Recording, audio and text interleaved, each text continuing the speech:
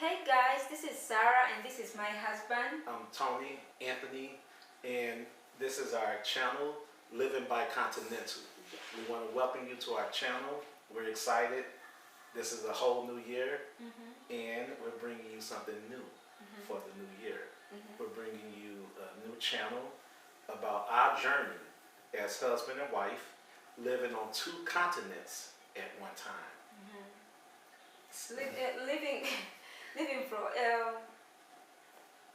And in Uganda and in America.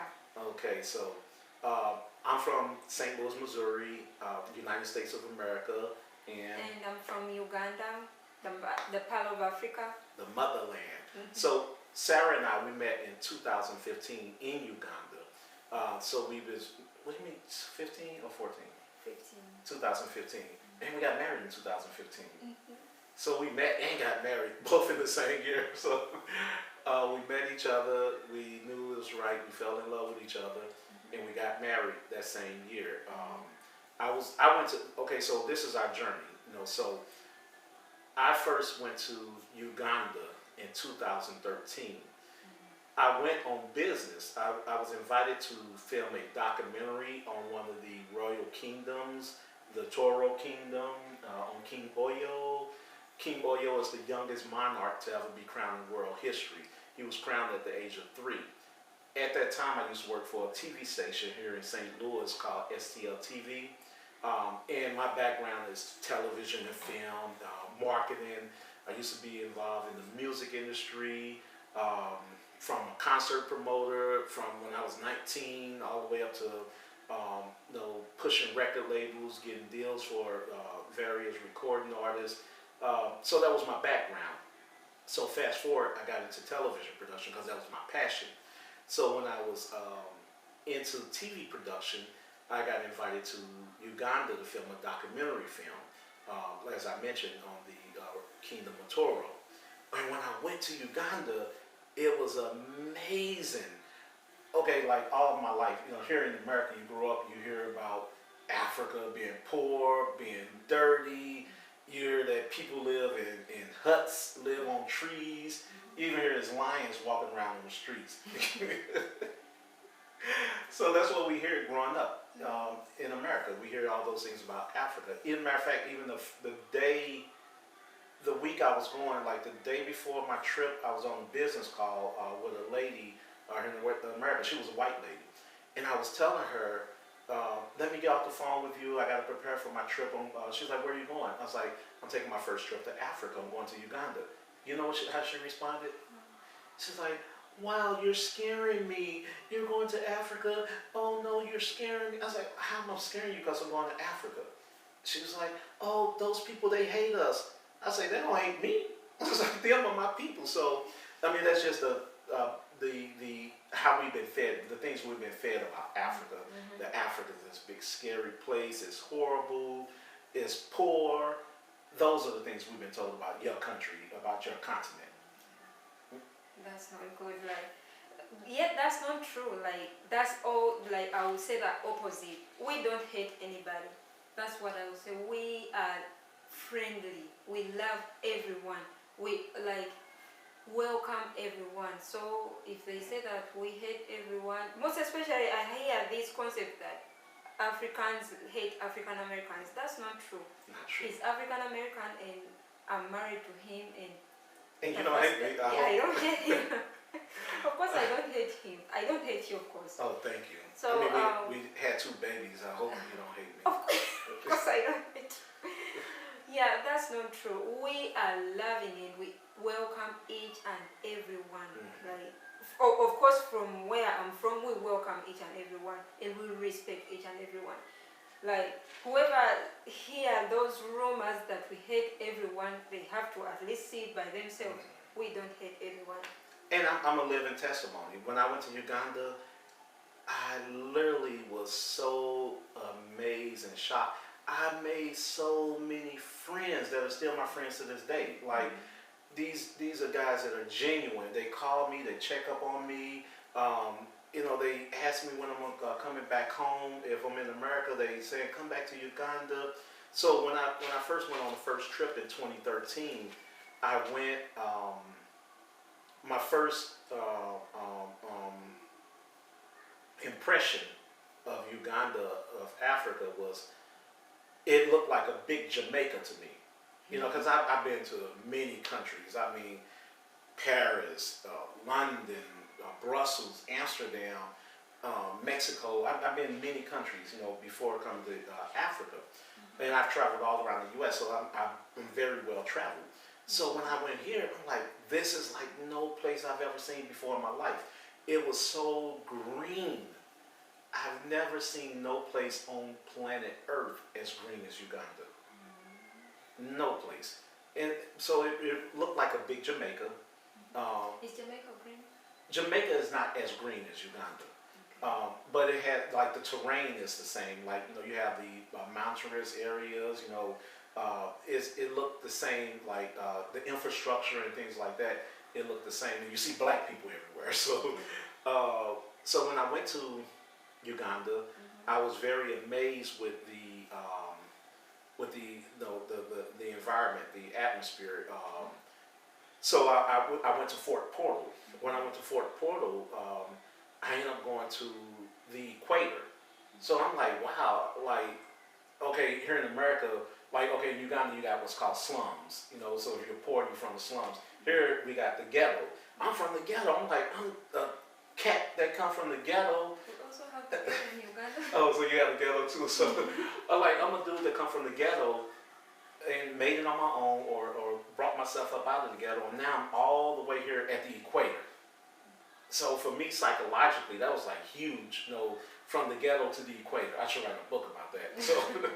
So I go to the equator, and I'm like, you know, kind of like amazed, you know, like the concept of it, because you read about it in school, and then when I'm in the equator, I'm in two different hemispheres, or two different zones of the world. So I go from there. I went to also some safaris, because I'm filming all this. So I see the wildlife. But jogging back, I come back to Kampala after we finish in Fort Portal. When I got to Kampala, I went to the city, to downtown, and the amount of people that was in one space. I literally counted 18,000 million people on one street. What was your experience in downtown Kampala? Exhausting, but exciting. It was exhausting and exciting at the same time, because it was a lot of people. People, they bump into you, but in America, if you bump into somebody, that's like an offense. Like, you ready to fight, you ready to throw hands. They can push you. Yeah, they push you out the way. But they mean no harm. And I was like, wow. Like, everything they do, they mean no harm. Like, if you're aggressive, you're gonna start fighting, but they mean totally no harm. It took me a long time to learn that. And then also, the other thing that was shocker, people stare at you. They stare, and I'm like, are they just staring at me because I'm a foreigner, because I'm light skinned? But they staring at everybody. To everybody. So those were things that were my experiences. That's how we are. Like, that's how we are. But everyone was so polite and so sweet. Everyone was so humble. So nice, and everyone welcomed me. They made me feel like family. Matter of fact, I shouldn't be telling you this, but when I was about to leave Uganda on my first trip, I wanted to cry. You know, my friend Yusuf, he escorted me to the airport. He's like, McDonald, why are you quiet back there? I said, okay. I said, because I'm sad. Okay, let me ask you another question. Like, when did you ever leave and you're not sad? Like, every time you used to leave, even when you're leaving me, you were always sad. You were always quiet and upset. Yeah. When I'm leaving Uganda, I'm so angry. Yeah. I'm like, I mean, okay, I'm not trying to offend America, but, okay, I don't like America. I don't like America for my own personal reasons. There are some great benefits of being in America. That's why we live both in America and in Uganda. My family's here, so I like that. There's great financial opportunities, business opportunities. I like that, but it's boring here. It is born. Uganda is lively. 3 o'clock in the morning, while we're at home in Uganda, the music is blasted in the streets. In the street. And like your neighbors have the right to shout, to do what they want. Sure. Not here. You have the right to do anything. The first thing I saw here is you have no right to do anything on your property. No. No right. No. That they will burn some wood behind in the backyard at our house. We were there burning wood, and from nowhere we see The fire department. The fire department. It was there. It was like someone called us that someone is burning stuff. Oh, fire is burning. They had to put it off. Like I was like, it's me doing it, and I'm on my property. And we owned our house. Yeah. Like we literally own our house. We don't have a mortgage. We don't own a mortgage. We literally own the title, the deed to our house. Yeah, so but you are not supposed to do anything you want on something you own. It's like you buy it just to stay there, but it's like owned by the whole neighborhood. Yeah, by the state of Missouri, so the city of St. Louis. So that was my journey. You know, I went to Africa. I fell in love with Africa. I fell in love with the people of Africa, and I fell in love with you know who my girlfriend is, pineapples. Oh goodness, I love the fruit. Okay, I'm sorry. Just with the pineapples, I love the fruit. The fruit it's beyond amazing. Every time we're at our home in Uganda, I wake up every single morning to a very fresh gallon of pineapple juice that we made with our juicer. So those are things I fell in love with when I went to Uganda. Fast forward, that was 2013. I stayed for 1 month. I got back to the U.S. and 3 months later I was aching. I needed to be back in Uganda. I booked another flight. This time I stayed for 3 months. So this was in 2014. So in 2014, I visited Uganda twice, I think. So I visited twice, each for 3 months at a time. So I was in the United States for 6 months, for 6 months that year, and I was in Uganda for 6 months that year. Then 2015, I met you, and then when I met you, I flew back to the U.S., then I flew back to Uganda to meet your dad. Was that in April? Oh, yeah, you met my dad in April. Was the introduction was in April? No, the introduction was in May. But I met your dad in April. Yeah, I think so. So I flew to meet her dad. I think I stayed 2 weeks. Yeah, it was 15 days. Yeah, it was 2 I weeks. stayed 2 weeks to meet your dad. And we'll talk about it in another video, the culture of introducing, getting married. You know, we'll talk about that later. But just in short, for this video, when I met your dad, I flew back to the U.S. and then I had to prepare for our introduction ceremony, which was in May of 2015, May 22nd. So I flew back down there for that. So I think in 2015, I flew to Uganda 3 or 4 times. 3 or 4 times. Because you spent there, we got married, you stayed there for 2 months. Was it 2 months? Maybe. Then you came back here for like 3 months, then you came back to Uganda. Yes. 3 times. So my passports, like I'm on my 3rd passport now, passport number 3. And it was mostly contributed to Uganda. I'm on passport number 1. So that's my journey. So that's what brought me to Uganda. So what brought you to the U.S.? For me, what brought me to the U.S. is you were first of all had to be here when Junior got to college. Our older son, when he was going to college, you had to be here and almost for 2 years. Now it's 2 years ever since you've been here. So you didn't want to stay away from your family. I had a baby, so we wanted to be together. So we worked on papers and I had to through here, though I never wanted to. Because I remember, like literally everyone think that if you're from Africa, you want to come to America. Trust me. Why did you not want to come here, although your husband was here? Because first of all, my family is there. But for your me, family's here too.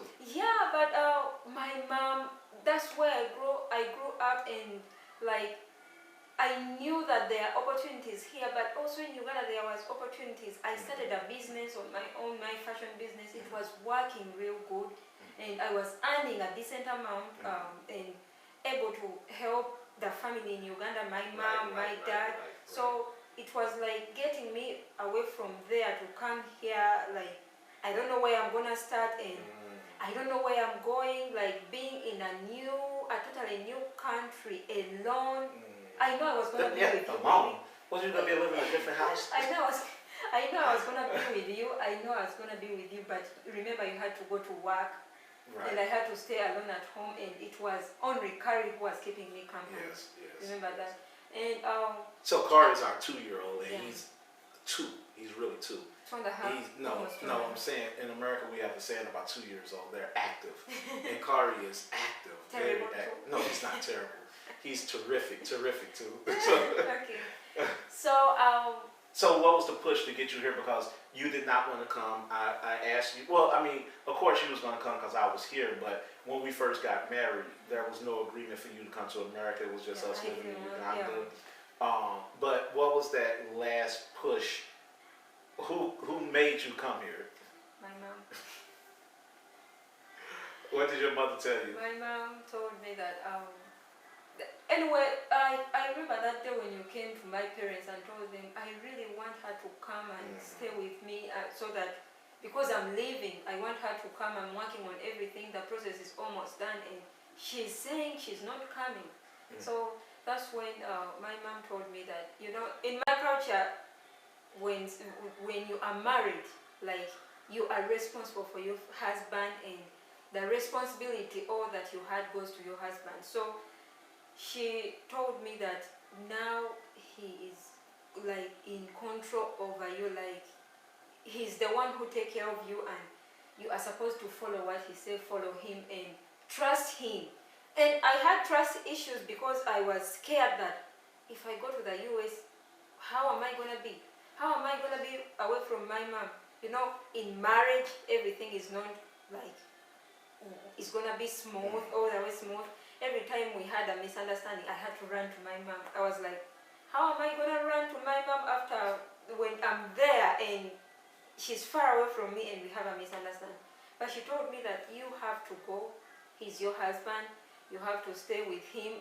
The good thing, he said he's going to be there for 2 years, and until Junior goes to the university, that here they call it college.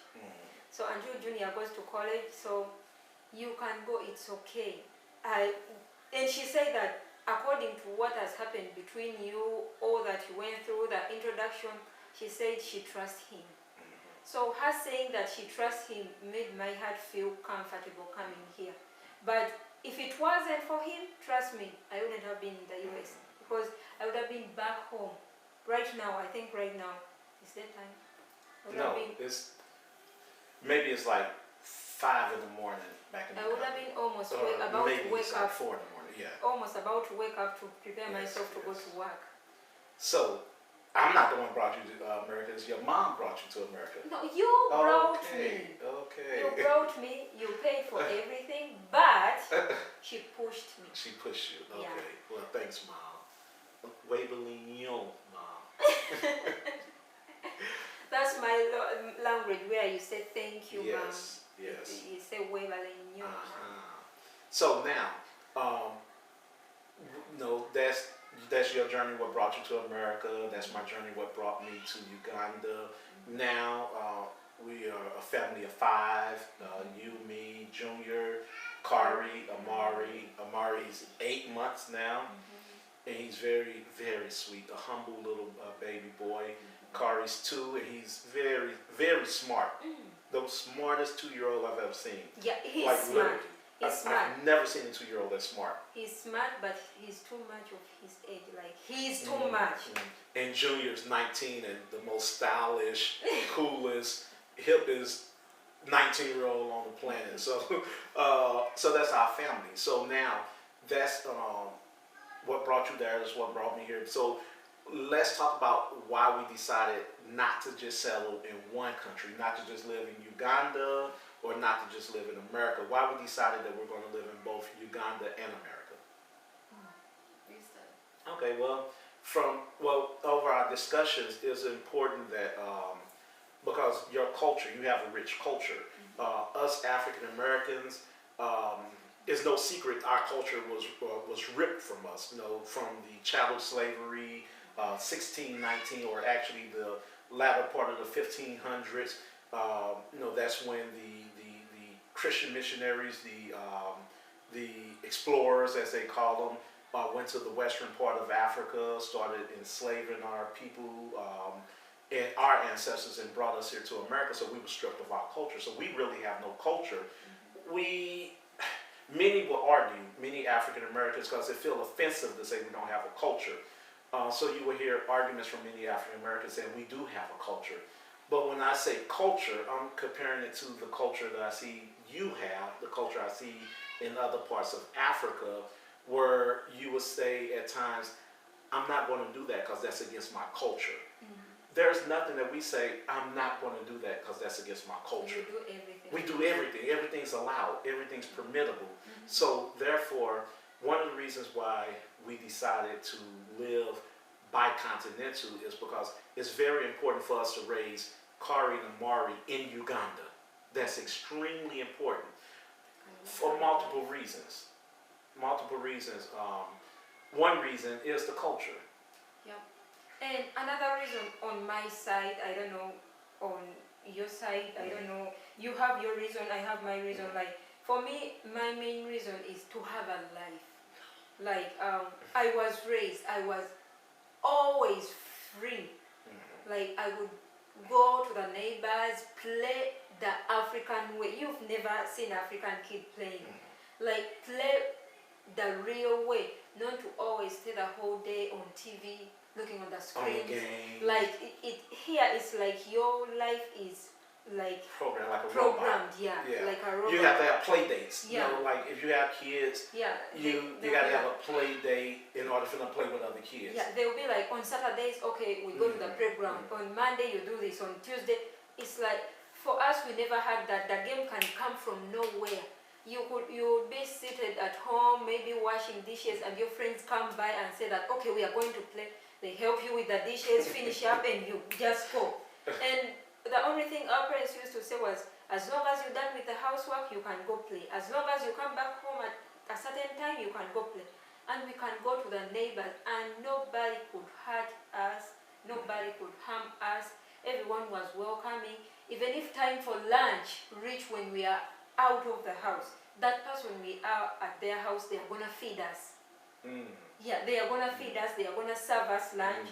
And most of the times, all I would say is when I was young, we used not to have lunch at my mom's house because we used to have, we were many friends. Today we could have lunch here, next day we have lunch here, but everyone meant no harm, and we are just kids, and we had a real life, happiness. Like, I've never known in my entire life what the word depression or stress means. I knew it when I stepped my foot here. I saw what depression is. And our kids, like in America, kids as young as 10 years old struggle with depression, anxiety, stress. Like I even can ask, younger. like I can ask myself, like when I was here, like the first time I came here, I was like, if I'm depressed like that, what about the baby that? Because when we came here, Kari was 6 months old. And 6 years. he knew how to play with others. He was understanding some things. He was laughing around, playing with others. They take him somewhere. And when we reached here, we were indoors. Inside the house. Inside the house. Isolated. Isolated. It's like our life was taken away from us. My husband used to come back home and find me in a corner, squatting there with the baby. The baby's crying. I'm crying. I'm crying. And I told him, I can't do this. I just want to go home. Yes. That's all I could say. So, but I don't want that to happen to my kids. Right. So reason one that we're living both in Uganda and America, reason one is culture for Uganda. Reason two is they get to be free in Uganda. Freedom. Reason three for me for Uganda is because you have a more healthier lifestyle. Your diet is more healthier. You get to eat fresh foods. You don't have to worry about GMOs. Here in the U.S., when we go grocery shopping, we spend so much money in the grocery stores just to buy non-GMO foods, to buy fresh foods, or what they call organic. And But how in, sure are we that? how sure are we that they're really right? But in Uganda, all the food we eat is fresh. We don't have to worry about GMOs and those type of things. So that's 3. And the food they call fresh here is It's a joke. It's a joke. in Uganda. We used to go to the market and buy food, and I was like, no, we're not gonna take that cabbage. It's not fresh. And he was like, what? That's fresh. I was like, no, it's not fresh. So our fresh way is different from our fresh way. So Okay, this is our baby Amari. this He is was sleeping, Amari, the and he 8 just month woke old. up. So now that's so we're down to 3 reasons why we have Uganda. Let's talk about some reasons for America. Let's give 3 reasons for America. So we have 3 here, 3 there. So reason 1, America is, I would say there's family. Yeah, definitely. Number 1 is family. Because Junior's here, Your my mom, my your sisters, sister, my your brother, my nieces and nephews, which are like my kids. So they're here. So that's very important for us. The kids, they got to know their big brother, they got to know their cousins, their grandmother, so that is reason 1 for the U.S. Reason 2 for the U.S. is the economic opportunities that we have before us here. Our primary source of income, it comes from the United States. The good thing is I work from home. So whether I'm in Uganda, whether we're in Egypt or Tanzania, or even if we're in Paris, we still gonna earn the exact same amount because I work from home. So long as I got high-speed internet, I can work anywhere around the world. But the base of our economic stability is from the U.S. Yeah, and another thing on my side is I finally set up my business here also, my Right. fashion business. After some time, I decided to focus on something that can take away my stress and my depression. So my fashion business is here, and I have some customers, some clients that I'm working with. So that's another reason why I will always come back here and stay here, now that I'm getting even used to the life Right. here. And plus, you was invited. You was a featured. You was invited for Paris Fashion Week And and from London London Fashion Week. So your fashion business is doing quite well. So I would say reason number 3. So reason number 1 is family. Reason number 2 is economic opportunities. And what's reason number 3? Reason number 3, we own a house here. Yes. So that's reason number 3. We own our house here free and clear. We don't have no mortgage, no loans. We live debt free. So when we're in America, we live completely debt free. We're building our house in Uganda, and we'll be debt free in Uganda as well. We have apartments that we're going to start building in Uganda. So we have investments both in the United States, and we have investments in Uganda. So that's important. That's the main reason why it's important for us to live in both countries and to live bicontinental, is because we have investments and family on both continents in both countries. Yeah. Okay. So now we want to thank everybody For watching, We want to ask you to like subscribe, and share. yeah. Share. Share. Like, subscribe, and share. and leave comments. Yeah, leave comments and tell us what you think about our video, and what do you think? Any questions that you can ask us, we can answer them, or you can ask us to talk about a topic that you've not been knowing about Africa or America. We can always do a full video about that. Exactly. So thank you so much, and also visit my wife's website. She is a very great designer. The URL for her website is at the bottom of the screen. It is nassaliwear.com. That's ALIWEAR.com. She it's a multicultural fashion line. She blends it. She infuses African prints with American styles as well as European styles and African styles. Very beautiful, and even Asian. So she have a very beautiful clothing line. She's made clothing for music videos. She's made clothing for clients in Canada, Portugal, all around the world. So it's you to be next to be dressed in her attire. So definitely visit her website, and then we'll talk to you more on our next show. And then also take a look at a few of the books that I wrote. They're on the screen as well. And we'd like to appreciate you and thank you once again. They're all in the description. They're in the description. Yeah. All right. Thank you. Thank you so much. We love you. Peace. Bye.